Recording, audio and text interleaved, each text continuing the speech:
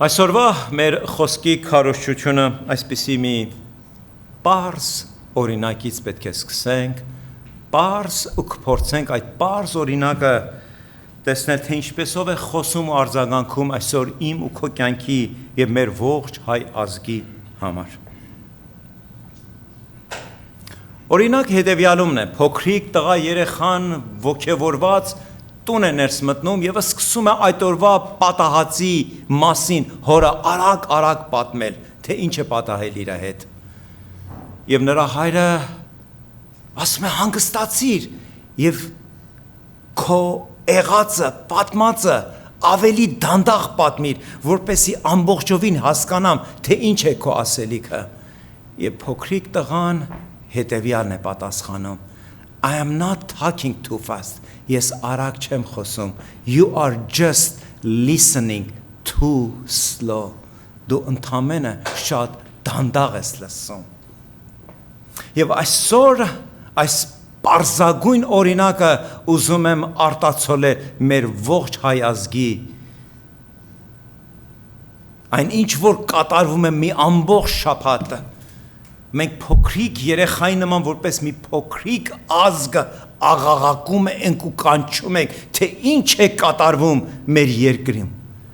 Եվ մենք տեսնում ենք, թե ինչպես փոքր եւ մեծ պետություններն ու թագավորությունները, չգիտես ինչու, սկսել են դանդաղ լսելու եւ ոմանք նույնիսկ ընդհանրապես չլսելու։ Սա միայն անհատի ցավը չէ, սա մարդկության ցավն է, որտեղ մարդկությունը արդարություն չէ, որ փնտրում ես աշխարհի վրա։ Եթե մարդկությունը, պետությունները, այդ հզոր կառավարությունները,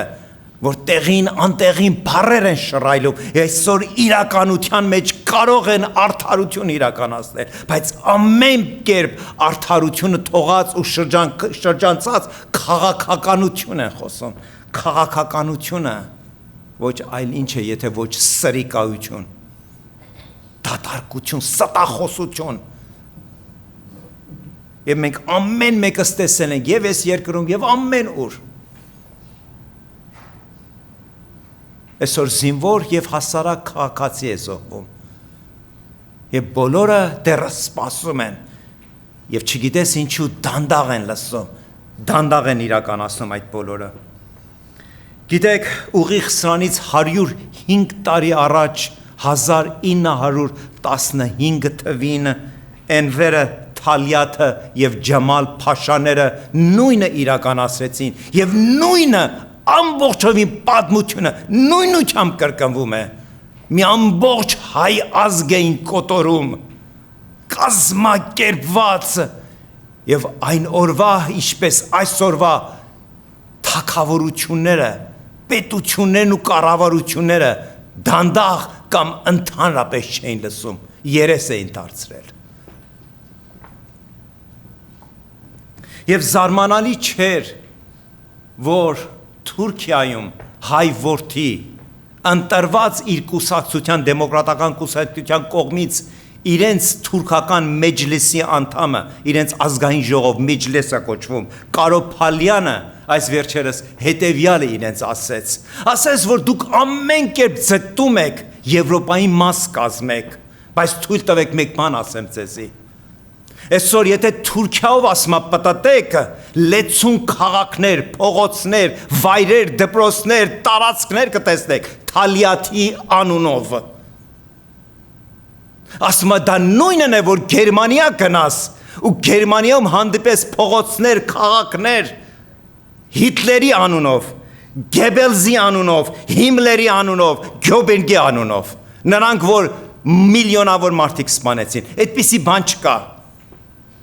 Սա ընդամենը մի պարզագույն փաստ է,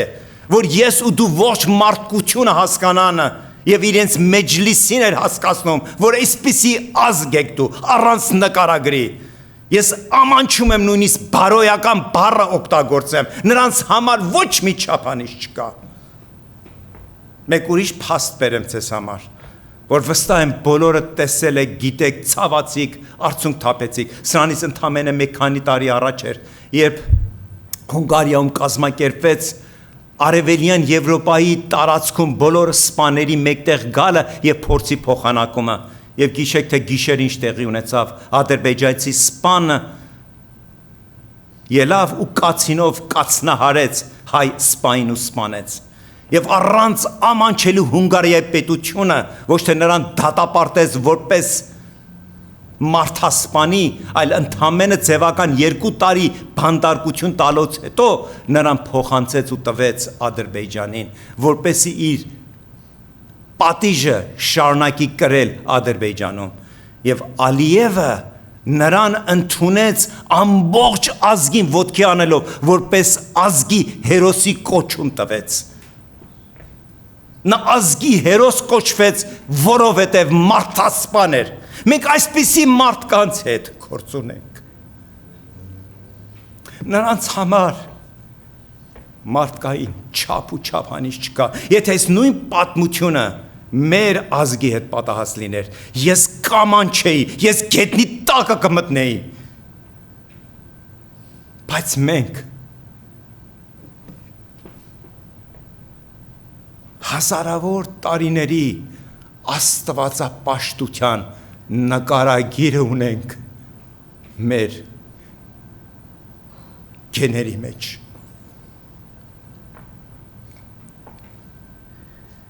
եւ այն ամեն ինչ որ անում ենք ամեն բան չէ որ աստվածաճահոճո է բայց պարզապես մի հստակ կարմիր թելի նման մեր ազգի մեջ ճշմարտություն կա եւ դա կոչվում է Աստծո վախը ճշմարիտ Աստծո վախը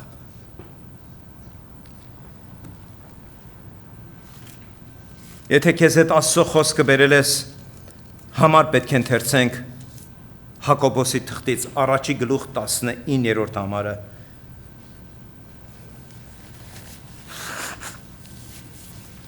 James 1:19 Հակոբոս առաջի գլուխ 19-րդ համարը Ուստի իմ սիրելի եղբայրներ թող ամեն մարդ շուտ լինի լսելու համար եւ ծանր խոսելու համար եւ ծանր բարկանալու համար Սա այն հստակ նկարագիրն է character-ը որ ամեն հավատացյալ պետք է սովորի ու իրեն դաստիարակի ու վերադաստիարակի որպեսզի ինչպես Հակոբոս առաքյալը ինձ ու քեզ օրինակ էր թողնում շուտ լինենք լսելու համար ոչ թե խոսելու լսելու տեսնենք թե իրականություն ինչու՞մն է եւ ծանր խոսելու համար եւ ծանր բարկանալու համար այսօր մեր հոգիները վրթոված է Մեր մեջ մենք ամեն կերպ մտածում ենք, փորձում ենք, կանչում ենք, որպեսզի մեր եղած մարդկային զգացմունքներով կառուցված բարկությունը վերածվի աղոթքի ու աղաղակի, կանչի ու հավատքի հույսի, որ Տերը գա եւ մեր ազգին այցելություն անի Սիրելինել ես չլսելը բնականաբար մի հստակ բանից է գալիս Երբ որ քո մեջ դու փայփայում ես այն միտքը ու գաղափարը ինչպես անցյալ կիրակի մեր քարոզի մեջ հիշեցրեցինք կամ գալիս է նախապաշարումից որ արդեն դու դիմացինի նկատմամբ ունես նախապաշարում եւ միևնույն է նա ինչքան խոսի նա դու չես լսելու եւ երկրորդը գալիս է հետեւյալ գաղափարից Երբ որ դու մտածում ես, որ դու լսելու ոչինչ չունես քո կյանքում, դու միայն կարող ես խոսես ու քո ողջ շրջապատին ու ողջ հասարակությանը սովորեցնես։ Այստեղ Հակոբոս առաքյալը չի առանձնացնում ոչ հովիվներին, ոչ էլ շարքային քրիստոնյաներին, ոչ թագավորներին, ոչ էլ ռամիկներին, այլ յուրաքանչյուր մարդու իր խոսքն է ուղղում։ Եթե ուզում ես Աստվածաճ կյանք ապրես, սովորիր ավելի շատ լսել, քան թե խոսել։ Եվ կյանքի մարդկային պատմության մեջ փաստեր կան, ընդամենը մեկը կհիշեցնեմ։ Հիշում եք, երբ որ Ամերիկան փորձում էր ազատագրվել անգլիական ստրկությունից եւ իր համար անկախ պետություն լիներ, կողքինով կանգնեց Ֆրանսիան։ Եվ ամերիկացիները երախտապարտ էին ֆրանսիացիներին, որ օգնության ձեռք մեկնեցին եւ նրանց կողքին եղան, եւ նրանք ազատագրական պայքար էին մղում Անգլիայի դեմ։ Եվ մի առիթով եւ Նապոլեոնը, Ֆրանսիայի թագավոր ու առաջնորդը, պատրաստում էր Անգլիայի վրա հարձակում իրականացներ, ամերիկացի մի անձ հայտնվեց նրա պալատում եւ խնդրեց, որպեսի ժամ տան նրա հետ խոսելու։ Եվ Նապոլեոնին ասեցին, Ամերիկայից մի մարդ է եկել եւ ինչ որ մի կարևոր նյութի մասին է ուզում քեզ հետ խոսել։ Նապոլեոնի պատասխանը գիտեք ինչ էր, ես ընդամենը 2 րոպե ժամ ունեմ իր համար, լսելու 2 րոպե։ Բնականաբար 2 րոպե բավարար չեղավ Ռոբերտ Ֆուլոնի համար։ Ռոբերտ Ֆուլտոնը հեղինակը չէ ստիմը, հեղինակը չէ գոլորշից պատրաստված շարժիչների, բայց նա առաջին մարդն էր, որ այդ գաղափարը, թե ինչպես ստիմից գոլորշուց շարժիչը կարող է ստեղադրել նավերի վրա, որ մինչև այդ նավերը ինչ էին անում, մեխանիկական մարդկային ուժերով էին շարժվում, կարող էին կառուցվել as a steamboat, այսինքն գոլորշու շարժիչները։ Գոլորշի մինչև այսօրվաս օրը խտասում է եւ օգտագործում է։ Մեր ողջ Գլենդելի եւ Բրբան քաղաքի էլեկտրականությունը դրա հաշվին է կառուցվում։ Տուրբինները շարժվում են այդ ստիմով, այդ ջրի գոլորշից։ Այնպես որ այդ գաղափարը շատ շուտ է հորինվել։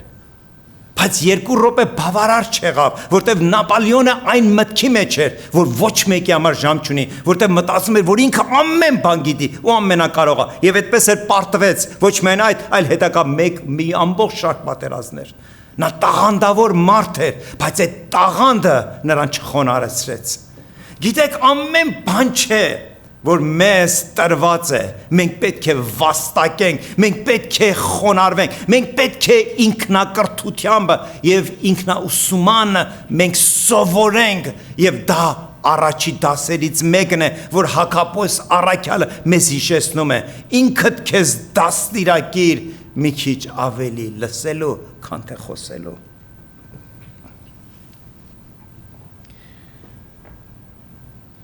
Բայց խոսելը մենակ ինձ ու քեզ չէ, ամեն ոք տրված է։ Ասում է Հիսուսը մեկ օր իր 12 առաքյալ աշակերտներից 3-ին առանձնացրեց Պետրոսին, Հովանեսին եւ Հովանեսի եղբայր Հակոբոսին։ Եվ նրանք ասում են լեռը բարձրացան։ Եվ այդ ասում է 3 աշակերտների ներկայության աչքերի առջև նա ստացավ իր աստվածային պատկերը։ Նրա երեսը ու հանդերձները արեգակի նման փայլատակվում էին։ Հասկանում եք ինչի մասին է խոսքը, այլակերպման լեռան մասին էր խոսքը։ Ու երբ 3 աշակերտները վայելում էին, որտև նրանք տեսել էին Քրիստոսի խոսքի զորությունը ու նրա ձեռքերի հրաշագործությունը, բայց երբեք ֆիզիկապես նրա աստվածությունը մարմնավորված, դա ընդհանրապես մարմնավորված մի փոքրիկ մասն էր, որ 3 առաքյալները տեսան ու ինձ ու քեզ գրեցին։ Եվ նույնիսկ նման իրավիճակում, եթե ինձ հետ բաց անեք Մատթեոս 17-րդ գլուխ 5-րդ համարը, Matthew 17, chapter 17, verse 5, ասում է նույնիսկ Պետրոսը Քրիստոսի աստվածությունը տեսնելով եւ տեսնելով թե ինչպես Մովսեսը ու Եղիան, որ հազարավոր տարիներ արդեն մեռած, բայց նրանց հրյայի համար Մովսեսը ու Եղիան դա 2 հոգու հավատքի Իսրայելի 2 հիմնական սյուներն էին։ Նրանք իջել էին երկնքից եւ Քրիստոսի հետ խոսում ու զրուցում էին։ Եվ այդքան հրաշք տեսնելուց հետո Պետրոսը դեռ ինչ էր մտածում, դեռ մտածում էր դեռ մարմնի մասին։ Եվ 5-րդ համարում հետևյալ ենք կարդում. Եվ նա տակավին խոսելիս եւ ով Պետրոսը։ Եւ ինչ էր խոսում Պետրոսը, եթե գնաք 4-րդ համար ընթերցեք, Հիսուսին առաջարկում էր, որ 3 հատ տաղավար պատրաստենք, որ դուք 3-ով իրար հետ հաղորդակցվեք, մենք էլ 3-ով այստեղ մեր բերաները բաց հիանանք այդ ներկայությունից։ Հասկանում ես, մարդը նույնիսկ այդ հրաշքի ու փառքի մեջ դեռ մտածում է, որ ինքը ինչ-որ մի մաս ու բաժին ունի բերելու։ Չկա։ Այն ամեն ինչ, որ Քրիստոս արեց, ու մինչև վերջ արեց, ու կատարյալ արեց, ինձ ու քեզ մնում է հավատանք ու տեսնենք։ Եվ ասում է, եւ նա տակավին խոսելիս, այսինքն Պետրոսը դեռ տակավին խոսելիս, ահա մի լուսավոր ամպ Հովանի եղավ նրանց վրա։ Այն ինչ որ Պետրոսը փորձում էր մարդկային ուժերով, Աստված ամպի Հովանիով ծածկեց այդ ներկայությունը, բայց դրանով չամբողջացավ։ Եվ նա տակավի խոսելից ահա մի լուսավոր ամպ Հովանի եղավ նրանց վրա, եւ ահա մի ձայն եղավ այն ամպից եւ ասեց. դա է իմ սիրելի որդին, Քրիստոսի Աստված որդու լինելու գաղափարն էր մի անգամ եւս բացահայտում այդ ներկա աշակերտների համար եւ ինձ ու քեզ համար, որ նրանք գրեցին եւ ինձ ու քեզ վկայություն թողեցին, որին ես հավանել եմ, նա է իմ սիրելի որդին, որին ես հավանել եմ, եւ դրանով չավարտվեց, դրան լսեցեք։ Հասկանում եք խորհուրդը, ամեն ուր մեկտեղ է գալիս, որ ամեն մեկս որպես Քրիստոսին պաշտող ու հավատացող, մենք մեր մեջ պետք է դաստիարակենք մեր աղոթների մեջ, որպեսի մեր հոգու ականջները սովորի լսել եւ լսել Աստծո ձայնը եւ Աստծո ճշմարտությունները։ Եթե ոչ, մեր քրիստոնյա լինելու տիտղոսը մեզ չի փրկի, մեզի ճիշտ չի առաջնորդի, մեր գիտությունը եւ իմացությունը, արհամարանքը, որ ես ամեն բան գիտեմ եւ լսելու ոչ մի կարիք չունեմ, մեզ ընդամենը կխորտակի, մեզի կշեղի, մեզի գերասնի այդ միակ ճանապարհից եւ ճշմարտությունից։ Եվ պատահական եւ իզուր չէր, որ Աստված հիշեցրեց այն օրը եւ այսօր հիշեցնում է ինձ ու քեզ, որ նրան լսեցեք եւ այսօր մեկտեղ ենք եկել, որ նրան լսենք, այդ փառավորին, Հիսուս կատարյալին։ Գիտեք, հաջորդ միտքը, որ պետք է հարտահայտեմ ամբողջովին իմ թեմ է, բայց պետք է խոսել։ Talk and you say what you already know։ Ամեն անգամ, երբ որ մենք խոսում ենք այն ինչ, որ գիտենք։ Ուրեմն խոսելուց մենք էլ բան չունենք սովորելու, որտեղ դի արդեն գիտենք, որ խոսում ենք։ But listen and you learn something new։ Բայց երբ որ լսում ես,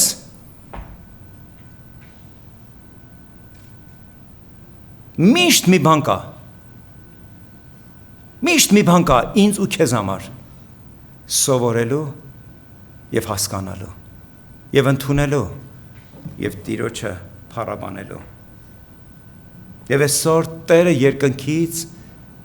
իր խոսքը ուղղում է ինձ ու քեզ։ Are you listening? Լսում եք ինձ։ Տերը խոսում է,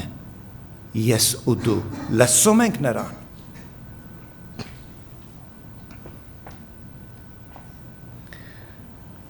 Եթե բաց հանենք Հռոմեացիս թուղթ 10-րդ գլուխ 17-րդ խոսքը, ինձ ու քեզ համար բազում անգամներ կարդացած, որպեսի հասկանա, որպեսի մեր մեջ տապավորվի, հաստատվի, որը հավատք ինչից է, լսելուց, եւ ինչի լսելուց, Աստծո խոսքը լսելուց։ Եվ այսօր մեկտեղ ենք եկել, որ Աստծո խոսքը լսենք, ինչի համար, չգիտենք, գիտես, բայց լսելու մեջ է, որ մենք հավատքի մեջ զորանում ենք, նորոգվում ենք։ Աստծո խոսքը ընթերցելու եւ մեր ականջները լսելու մեջ է, որ մեր հավատքը նորոգվում է եւ մեր մեջ հոգին արթուն է մնում եւ չի մարում։ Գիտեք, այս վերջի 7 օրվա մեջ միանշանակ մենք մեկ բան ես ինձնից չեմ վերլուծություն անում։ Այն ամեն ինչ որ լսել եք, ես ընդհանրեն արագ պետք է կրկնեմ, որովհետև դրա շարունակությունը պետք է բերեմ հոգևոր աշխարհի մեջ։ Գիտեք, խորը քաղաքական վերլուծաբանները միանշանակ մեկ բան են ինձ ու քեզ հիշեցնում,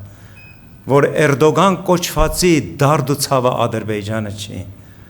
Այդպեսի, որ ինքը նկարագրում է եղբայրական սեր, եղբայրական կուլտուր, Էրդոգանը մեկ օր շուտ ուզում է, որ Հայաստանը ու Ադրբեջանը այս պատերազմները, որ ինքն է հրահարել, այս պատերազմների մեջ ամբողջովին ոչնչանան։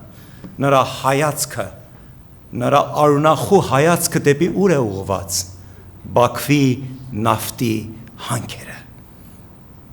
Որպեսզի Հայաստան ու Ադրբեջանը դառնան մի ոչնչություն։ Նա երազում այն օրը, որ կտիրի այդ հարստությանը, եւ այդ հարստությունը տիրելով կտիրի եւ իր ձեռքի մեջ կառնի ողջ Եվրոպան։ Հասկանում եք սատանան ինչպես է մեկ անհատի մեջ կառուցում այդքան դժոխային մտքեր։ Նրա համար կարևոր չի 1000 Ադրբեջանից, 10,000 Ադրբեջանից, թե Հայաստանից երեխաներ, 18-19 տարեկան երեխաներ կմեռնեն։ Նա մտածում է իր փառքի, որ տարածի ողջ Կովկասի ու Եվրոպային իր բռի մեջ հավաքի։ Եվ երբ որ ես այդ վերլուծությունը լսեցի ու մտածում էի, խորհում էի ակամայից, Աստծո խոսքից հետևյալ տողերը հիշեցի, որ այսօր ուզում եմ քեզ բաժին բերեմ։ Եթե խոսքը բերել ես, բաց արա Դանիելի գիրքը։ Եվ միասին նման մի մարդու մասին պիտի կարդանք, որ ժամանակին տիրեց ու իշխեց եւ պալատներ ու ճանապարհներ կառուցեց եւ հիացնում էր, երբ պալատով քայլում էր։ Եվ ուզում եմ այդ տողերը կարդալ եւ ուզում եմ, որ այն ինչ որ ես տեսել եմ այդ նմանությունը, տեսնեմ դու եւս տեսնում ես։ Դանիել 4-րդ գլուխ 30-ից 32 համարները։ Daniel chapter 4 verse 30 to 32. Ու ասում է Բաբիլոնի Նաբուգուդոնոսոր թագավորը, երբ որ իր պալատների մեջ քայլում էր, նա չէր լսում, նա անընդհատ խոսում էր ու հրամայում էր։ Այսօր եթե Էրդոգանին տեսնես, նա չի լսում, նա անընդհատ խոսում է, Եվ 30 համարը հետևյալ ասում. թագավորը պատասխանեց, այսինքն խոսեց եւ ասեց. ահա այն Բաբիլոնը, որ ես թագավորության տուն եմ շինում, իմ մեծ զորությամբ եւ իմ մեծության փառքի համար։ Խոսքը դեռ թագավորի բերանում էր, որ երկնքից մի ձայն իջավ, թե քեզ եմ ասում, եւ մի ձայն իջավ, թե քեզ են ասում, ով Նաբուգուդոնոսոր թագավոր, ով Նաբուգուդոնոսոր արքա, թագավորությունդ գնաց քեզանից։ Այսօր քաղաքական մեկնաբանները միանշանակ վերլուծում են, որ այս խաղը, որ Էրդոգանը սկսել է, իր կյանքի վերջակետով պետք է ավարտվի Հիսուսի անունով։ Եվ մարդկանցից քեզ պիտի նույնիսկ արտաքսեն եւ դաշտի անասունների հետ պիտի լինի քո բնակությունը։ Խոտ են ուտեսնելու քեզ արջառների պես եւ 7 ժամանակ է անցկենալու քեզ վրա, մինչև որ իմանաս, թե բարձրյալն է տիրում մարդկանց թագավորության վրա եւ ում որ ուզում է տալիս է այն։ Եվ սա է հստակ ճշմարտությունը, որ ամեն բան Տերը տեսնում է եւ Տերը հրաշքների հրաշքով ողորմած է ամեն բան իր զորությանը մեջ ունի։ Հիսուսը երբ քարոզում էր, նա իր քարոզները առակներով էր պատմում, որպեսզի հասկանալի լինի այն նոր այդտեղ հավաքված ամբողի եւ այսօր ինձ ու քեզ համար որ ընթերցում ենք այդ տողերը։ Եվ առակներից մեջը կոչվեց Սերմնացանի առակը։ Եվ Սերմնացանի առակը այնտեղ պատում է, որ տարբեր տեսականի սերմեր եղան, 4 տեսակ, որտեղ թափառեցին։ Ոմանք ճանապարհի մեջ ընկան, ոմանք քարքարոր որ քիչ հող ուներ, ոմանք փշերի մեջ եւ 4-րդ տեսականիները, որ ընկան որտեղ բարի հողի մեջ, ձիլ տվեցին ու բարի պտուղ բերեցին։ Առաջի տեսականի, ասում է, ճանապարհի մեջ ընկան եւ այդպես կորցվեցին։ Ուզում եմ բաց հանեք սիրելիներս Մատթեոս 13-րդ գլուխ եւ միասին ընթերցենք մեկ համար 19-րդ համարը Matthew chapter 13 verse 19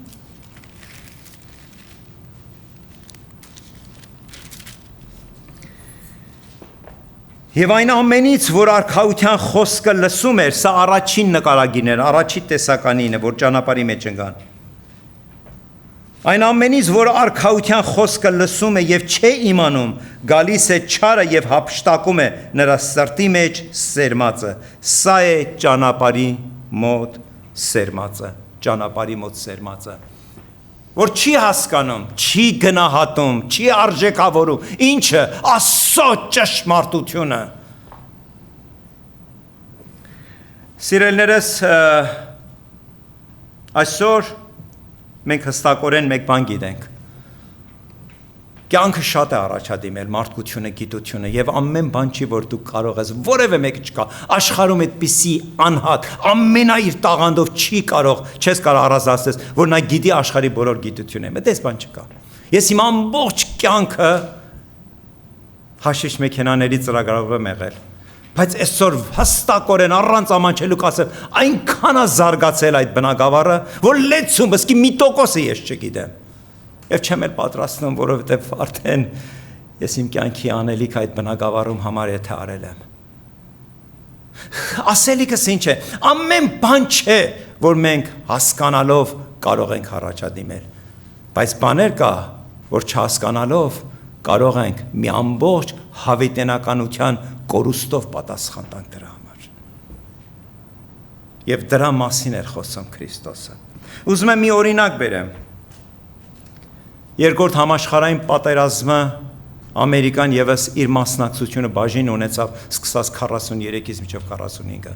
Երկրորդ համաշխարհային պատերազմում Ամերիկայի գեներալներից, եթե 3 առանձնացնես, դրանցից մեկը MacArthur-ն է։ Douglas MacArthur, 5 աստղանի գեներալ էր։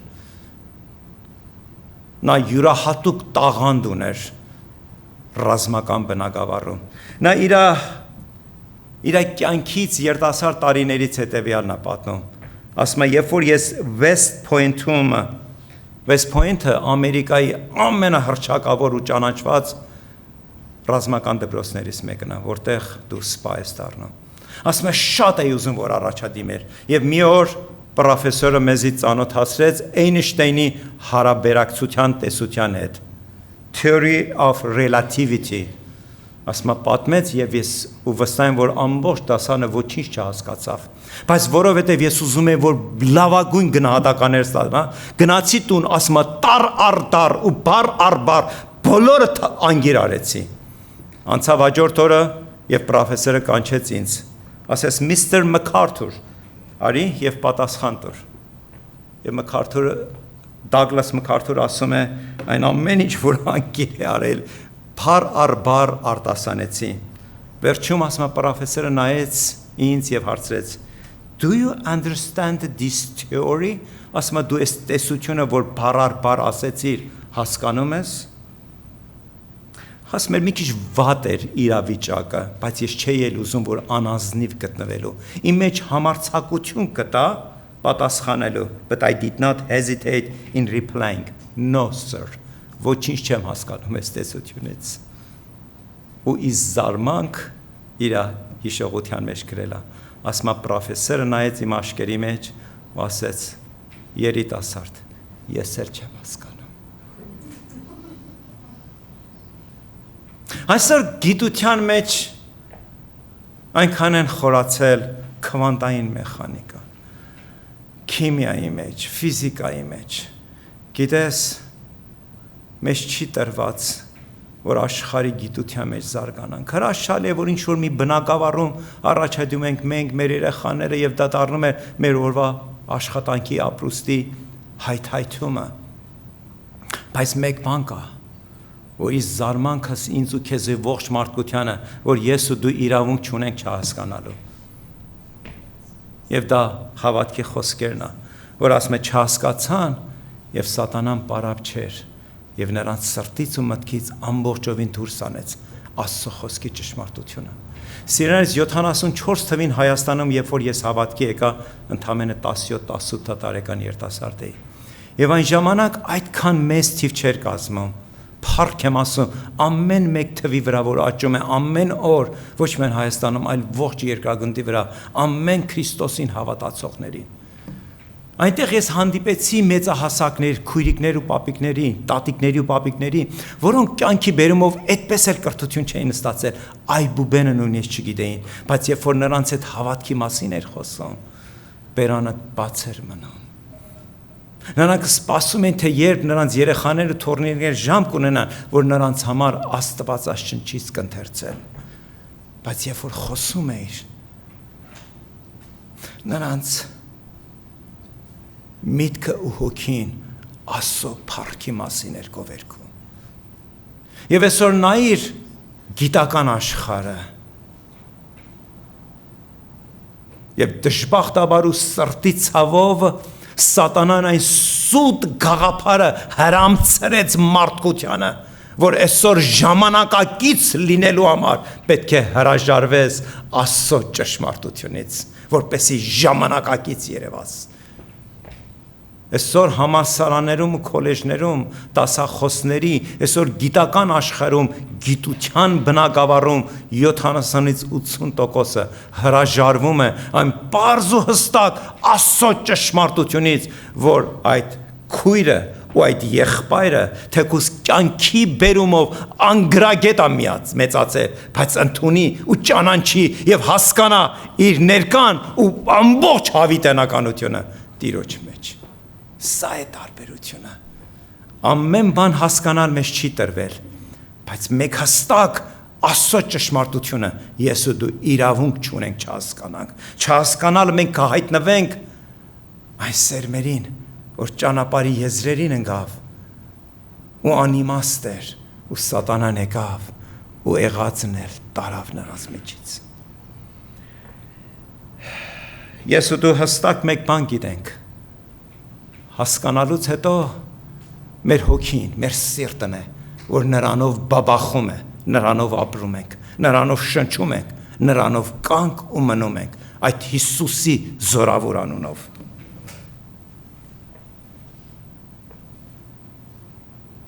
Մեզ համար ամենակարևորը էականը, որ Աստծո խոսքի ճշմարտությունը, for us to have a better understanding of God's truth in His word. Եվ Աստծո գիտությունը դու չես կարող սիրելիներս, այն օր այն մարդը սա էր պատմում, մյուսը մեկ ուրիշ բան էր պատմում։ Դու քո հոգուտ մեջ ինչ ունես պատմելու, եւ դա պետք է առնես քո պատմածը միակ ճշմարտության աղբյուրից, Աստծո խոսքից։ Քեզ համար կենթանի ճշմարիտ եկեղեցի ընտրես, որտեղ քույր ու եղբայրներիդ հետ մեկտեղ եկած եւ Աստծո խոսքի մեջ աճես եւ փառաբանության ու աղոթքի, մեկտեղ մեկ սիրտ, մեկ հոգի։ Եվ այդ մեկ սիրտ, մեկ հոգի լինելու գաղափարն է, որ այսօր մեր Հայաստան երկիրը միաբանությամբ ջախջախում է 10 անգամ Իրանից ավելի զորավոր ու զենքերով լեցված թշնամու։ Սիրելիներս, մենք 20-ից ավելի տարիների պատմություն ունենք այս եկեղեցում եւ ամեն մեկը տեսել եք, ամեն անգամ որ այս եկեղեցում միաբանությունը կորցվել է, դրա ապտակ ու ծեծը մենքանից ամեն մեկս են կրել։ Բայց ամեն անգամ երբ որ փորձել ենք Տիրոջ հոգու մեջ մեկտեղ գանք միաբանվելով, ճաշակել ենք նրա ներկայությունը, նրա շնորհքը ու ողորմությունը, տեսել ենք նրա հրաշափառ վերքերով, թե ինչպես են մեր հիվանդները բժշկվել։ Եվ ուստի այդ միաբանության կոչը Պողոս առաքյալը ուղղեց Կողոսացիս եկեղեցին։ Եթե քեզ հետ Աստծո խոսքը դեռ հետևում ես, բաց անենք Կողոսացիս թուղթ 4-րդ գլուխ 3-րդ եւ 4-րդ համարները, Colossians chapter 4 verse 3 and 4։ Եվ Պողոս առաքյալը շարքային քրիստոնյաների ինձ ու քեզ համար եւ այնտեղ առաջի դարաշրջանի հասարակ քրիստոնյաների համար, Կողոսացիս եկեղեցու ժողովրդի համար նամակի մեջ առանց մրմտալու, առանց կասկածելու, բա ինչ կմտածեն, դու առաքյալ ես, մեզանից ես աղոթք ուզում։ Այո, մեզանից ամեն մեկս մյուսի աղոթների կարիք ունեն։ Ինչքան առավել եւս ես քո աղոթների կարիք ունեմ։ Եվ Պողոս առաքյալը հետեւյալ տողերը թողեց. Եվ մեզ համար էլ աղոթք արեք, որ Աստված բանա մեզ համար խոսքի դուռը, խոսել Քրիստոսի խորհուրդը, որի համար կապված եմ, որ հայտնեմ նրան, ինչպես ինձ արժան է խոսել, հայտնեմ նրան, Քրիստոսին, ինչպես ինձ հայտնվեց, հայտնել տամ ողջ աշխարհին, ողջ մարդկությանը, Քրիստոսը։ Պողոս առաքյալի խոսքերի մեջ միանշանակ ինչ ես տեսնում, միաբանության խորհուրդը։ Սիրելիներս, ժամանակը թռավ, երկու խոսքով բերեմ ավարտի։ Սրանից մեկ ամիս առաջ ես չեմ ուզում քարեր շպրտեմ, ոչ ստեղ ներկա, ոչ Հայաստանի, Նիկոլ Փաշինյանին բզիկ էին անում։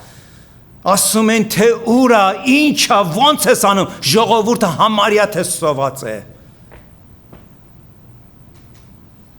Եվ այդ մարդը այս երկու տարվա մեջ այն 20 տարվա գողացած փողերը, որ պետք է ճանապարհ շինեին այդ երկրի համար, ճանապարհներն էր սարքում, որտեղ նա հստակ գիտեր, երկիրը առանց ճանապարհի ոչինչ է։ Եվ այսօր մենք ականանց տեսանք, թե ժամերի ընթացքում այդ լավ կառուցած ճանապարհներով ինչպես էր տեխնիկան եւ հիվանդներին տեղափոխում ու տեղաշարժում։ Նա մեկ հստակ բան գիտեր, որ առանց զորավոր բանակի պետությունը ոչինչ է։ Ինչքան էլ որ քաղաքացու փորը լրացնես ու կշտացնես, եթե դու հզոր բանակ չունես, ինչպես այսօր մենք ունենք։ Ես հավատացնում եմ ձեզ, այսօր այո մեր զինվորը կռվում է հայրենիքի համար։ Բայց վերջի 2 տարին նա համոզվեց, որ իր կանսերման կողացած չէ եւ շտապօգնության մեքենան մավելի նման փչացածների գարաժում կանգնած չեն։ Այլ ամեն ինչ արվեց, որպեսզի այսօր մենք զորավոր բանակ ունենանք եւ այսօր մենք դրա ականատեսն ենք։ Գիտես, ինձ համար մեծ ուրախություն է, որ այս ցավի տխրության, այս տառապանքի ու այս պատերազմի մեջ բոլորը մի պահ թողել են։ Ես չեմ բզկտում մեկը մյուսին, այլ միաբանվել են։ Բայց ինձ համար զարմանալի չէր, որ մեկ անձը դեռ մնացել է ողերիմ այս հայ ազգին, թշնամին, եւ դա ոչ այլ ոք է, եթե ոչ Ռոբերտ Քոչարյանը։ Մենք լսում ենք, որ նա գնացել է Ստեփանակերտ։ Նա ռազմական ոչ մի փորձառություն չունի։ Նա իր կյանքում երևի մի անգամ փամփուշտ չի կրակել։ Ինչու հրաման է տվել, որ հայ ազգի Երևանում երիտասարդների վրա կրակեն։ Դա փաստ է։ Նա գնացել է Ստեփանակերտ ինչ հայտարարելու։ Ասեմ խոսքերը նրա։ Նա խոսքը ուղղել է Արայիկ Հարությունյանին, Ղարաբաղի նորընտիր նախագահին, թե դու ինչպես մանկլավիկի նման ամեն խոսքին, որ Փաշինյանն ասում, նրան հնազանդվում ես ու նրա ձեռքի տակ ես աշխատում։ Կարող եք դա համարել միաբանության խոսք։ Ոչ։ Դա դառնության, բաժանման խոսք է։ Եվ ուզում եմ պատասխանը տալ Արայիկի, որ պատասխանել նման մի տականքի, որ ինձ համար պատիվ է։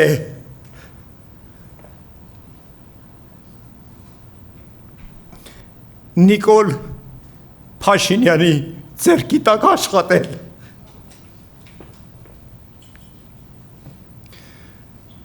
Հասկանում եք,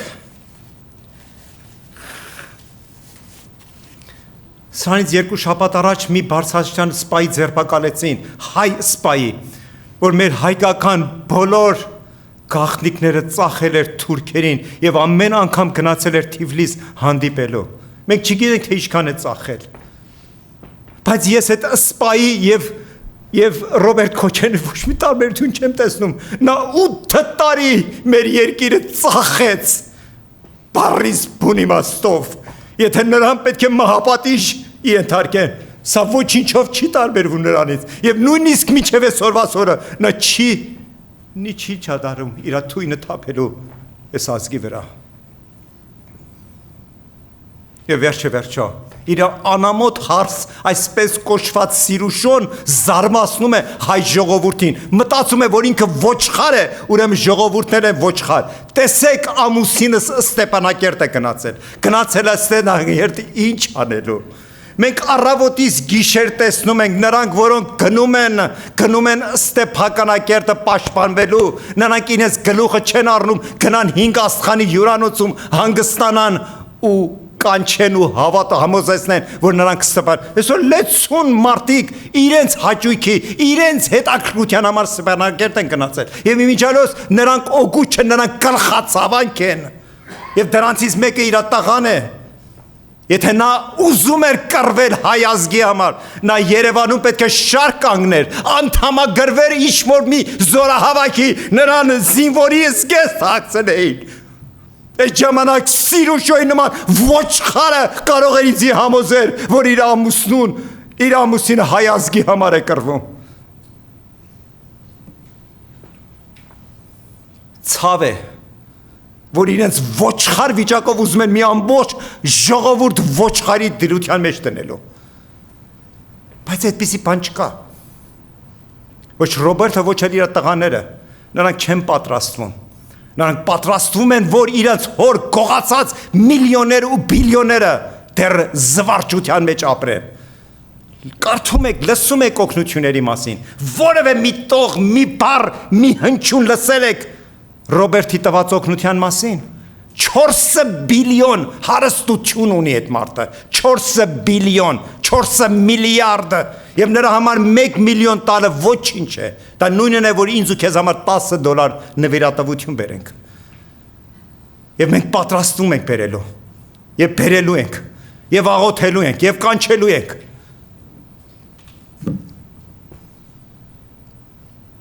Կներեք ինձ, որ ես վրդովեցի։ Ես ձեզ ունեմ ասելու։ Եվ իմ աղոթքս է, որ ամեն ոք, որ այս քարոզը կլսի, ինձ սխալ չհասկանա։ Այսօր Տերը երկնքից նայում է եւ ուզում է, որ այս նեղությունների ու տառապանքների մեջ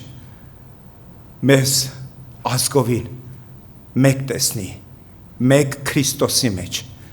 Եվ մեր աղոթքն է ու մեր աղաչանքը, որ մեր հայ ազգը դառնա եւ ամբողջովին իր հույսը, իր հավատքը Հիսուսի մեջ տեսնի։ Կգան այդ մյուսները, բայց թող այսօր մեր ազգի մեջ գրանցվի, որ մենք մեր Տիրոջն ենք պաշտում։ Նա է մեր պահապան Աստվածը, վեր բոլոր կառավարություններից եւ ազգություններից։ Հիսուսի անունով, ամեն։